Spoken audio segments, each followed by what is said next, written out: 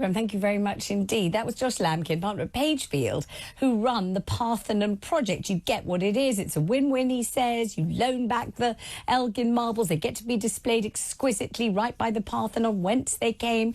Greek culture absolutely predicated on those Elgin marbles being returned to Greece. And that is what should happen. Nobody should lose face. No law should be broken. And everybody should live happily ever after. Except maybe my next guest. That's Rafe Hadel-Mankoo, the historian, the broadcaster, and senior fellow at the New Cultural Forum, also part Greek. So let's see what my guest has to say about this. Good evening to you. Good evening to you. Hello. Yes. Well, look, I understand absolutely the emotions tied up in this, and I can find them appealing, as you say.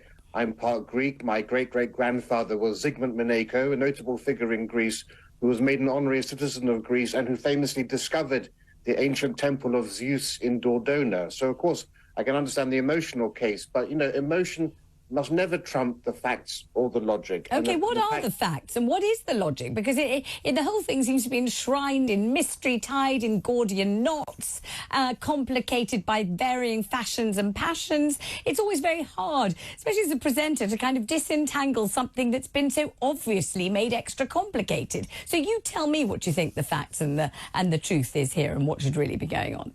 Sure, although if I can first just respond to your last speaker's points there. What we don't know at the moment, actually, is what guarantees there are going to be that Greece will actually return these objects. They've wanted the Elgin marbles for so long, and as you just said, possession is 9/10 of the law, and once they hold them, what guarantees do we actually have that they will agree to return them if we do give them on a temporary loan? We're told that there will be some form of collateral given by the Greeks in exchange, that we will be given some other Greek artifacts in exchange for these items. But then again, you know, what's to say what the value of those items that are coming over? You know, if I lend you my 1926 Rolls-Royce Phantom and you give me back a 1956 Morris Minor, I'm not going to be very happy if you don't return my Phantom to me. You know? But are the Greeks not being incredibly generous in feeling that they need to give us any recompense at all for items of priceless value, inestimable worth, that are actually theirs, and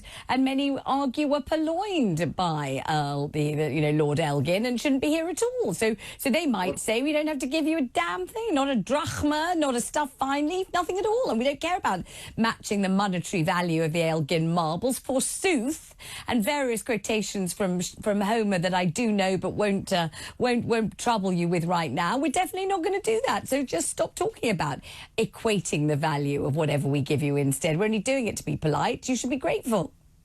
Yeah, well, absolutely. Well, this gets to the crux of the whole issue. Okay. The call to return the marbles is entirely rooted in the cultural nationalism of modern Greece and doesn't actually have anything to do with ancient Greece. You know, what does it mean exactly for something to belong to the Greek people? What actually do contemporary Greeks have in common with ancient Athenians? And how can modern Greece claim to be the inheritors of the slaves who built the Parthenon, or of those Athenian rulers who actually commissioned it over 2,500 years ago? What you have here is basically a discussion of nationalism versus internationalism. And it's quite odd, actually, to see people on the left in The Guardian and elsewhere arguing for nationalism over internationalism. It's the internationalist argument to actually say that they're much better placed in the British Museum, where they are part of world heritage, in what we call a world encyclopedic museum. The Louvre, the Met Museum in New York, the British Museum are not national museums. These are world encyclopedic museums where everything is placed within their global context. And it actually was the British who were, and the French and the Germans and the Italians, who were the peoples who actually rediscovered the ancient world, not just in Greece, but in India and Africa and elsewhere, who discovered and preserved buildings and monuments, rediscovered lost languages and texts, and rediscovered histories. And had it not been for the British, had it not been for Lord Elgin, for example, the Elgin marbles perhaps would be destroyed. Over half of them were already destroyed. They were legally purchased. It's important to remember modern Greece as we know it is a 19th century construct. But when Lord Elgin arrived, Athens was under the legal control of the Ottoman Empire. He acquired them legally by mandate from the Sultan. He paid £5 million of his own money to bring them to Britain, where he sold them to the British government. The British government held a parliamentary inquiry to ensure that they had been legally acquired by Lord Elgin. It's hard to imagine any other country in that era going through that process.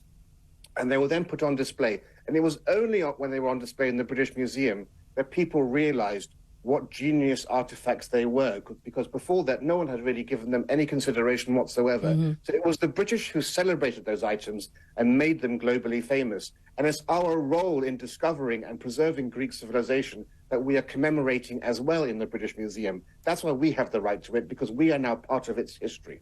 I don't know whether people will detect shades of this kind of colonialism, the idea that we have discovered what you had and we have displayed it better than you and we have preserved it, therefore we are entitled to carry on doing it, even though the means by which we came by them were probably not quite 100% kosher, whether we paid £5 million or not. And actually, they are yours. We now say they're ours because we appreciate better than you how to safeguard your own cultural heritage. I don't know if that isn't a bit rich, is it? Not at all, because I've just said this is about internationalism. It's places like the British Museum that bring things that were previously underappreciated into the public eye and for their proper worth. But the description of that beautiful museum near the Parthenon, which is exquisite and is bespoke and will display these marbles like they've never been displayed before. It sounded lovely, paradisial, Elysian even. Indeed. Look, I'm a close cousin of the Papandreou prime ministers who helped in part to create all of that, so I fully understand all of that. But what guarantees do we have that once they're in this lovely, glorious museum, they will ever be returned? And there's also the broader issue about restitution in general. Once we go down this path, we know we've seen that there were, for example, with the rise of ISIS in Syria and Libya and Iraq, how so many precious monuments and artifacts were destroyed in the 21st century. Who could have imagined that would have happened? We've seen bomb attacks at the Cairo Museum of Antiquities too. Lots of places around the world that seem very secure and safe. I'm not speaking about Athens particularly here, but just more generally, if a precedent is set by this, lots of artifacts in the world that seem safe aren't necessarily as safe, as we've seen tragically in recent years. Places like the British Museum are secure and safe, and they are, most importantly, places where the world can have access to them to a far greater degree than if they are in local national museums. The British Museum has many more times of visitors per year than they would get in Athens. This is a chance to celebrate Greek culture, but also think of all of those artists and architects and painters and others who've been inspired by the Elgin marbles from Europe and North America and elsewhere. Their part in the history of the Elgin marbles is the influence that it's had on global culture. That's what's celebrated by having them at the British Museum. Well, Ray, thank you very much indeed for joining us. Lovely.